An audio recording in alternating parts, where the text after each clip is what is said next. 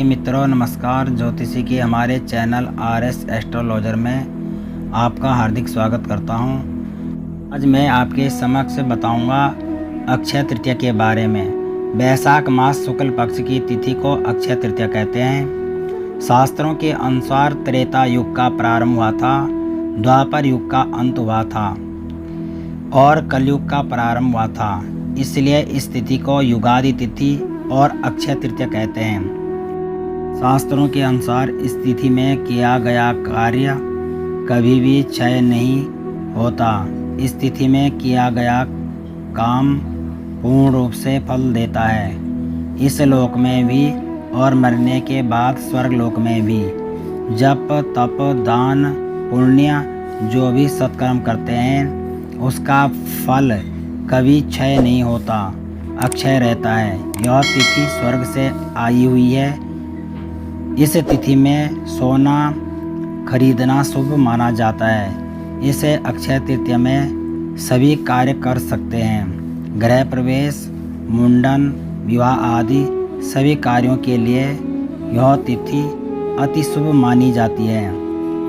अक्षय तृतीया के दिन किए गए काम कई गुना फल प्रदान करती है। इस तिथि में सभी शुभ कार्य कर सकते हैं।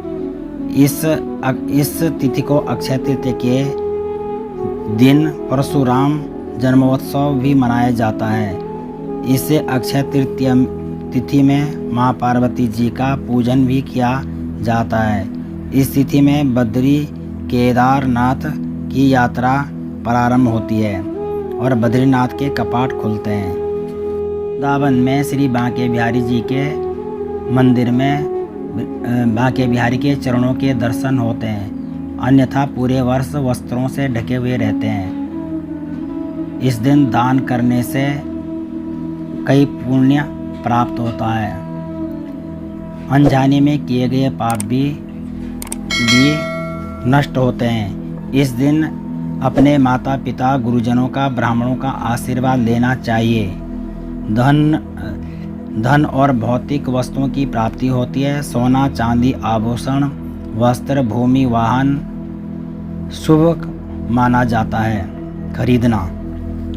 जब मृत्यु के बाद अन्य लोकों में जाना पड़ता है तब ये दान उस समय काम आता है जो अक्षय तृतीया पर दान किया था।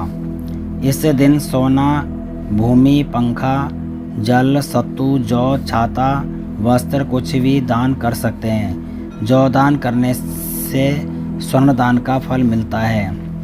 गंगा स्नान करना चाहिए।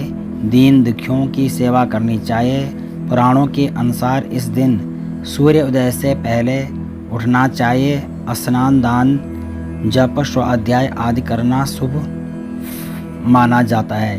इस दिन किया गया पुण्य क्षय नहीं होता है, अक्षय रहता है। सतयुग के समान कोई युग नहीं है। वैशाख मास के समान कोई मास नहीं है। गंगा के समान कोई तीर्थ नहीं है। वेदों के समान कोई तीर्थ नहीं है। इस दिन धरती पर भगवान विष्णु के चरणों से माँ गंगा अवतरित हुई थी। भविष्य पुराण के अनुसार भगवान कृष्ण ने राजा युधिष्ठिर को एक पौराणिक कथा सुनाई जो इस प्रकार है। प्राचीन काल में धर्मदास नाम का एक वैश्य था जो सदाचारी तथा देव ब्राह्मणों में श्रद्धा रखने वाला सदा व्याकुल रहता था। उसने किसी से कैसे अक्षय तृतीया व्रत के बारे में सुना और इसका महत्व पूछा।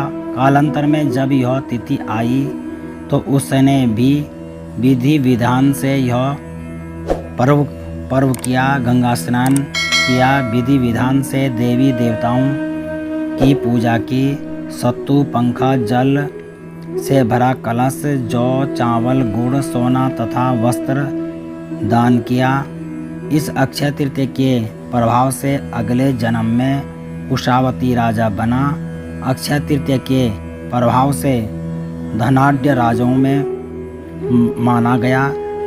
वैभव संपन्न होने पर भी उसकी बुद्धि कभी धर्म से विचलित नहीं हुई। प्रकार अक्षय तृतीया के व्रत का फल और महत्व है। ये मित्रों, इस चैनल को अभी तक आपने सब्सक्राइब नहीं किया है तो सब्सक्राइब कर दीजिए, वीडियो को लाइक और शेयर करें, बेल आइकन जरूर दबाएं।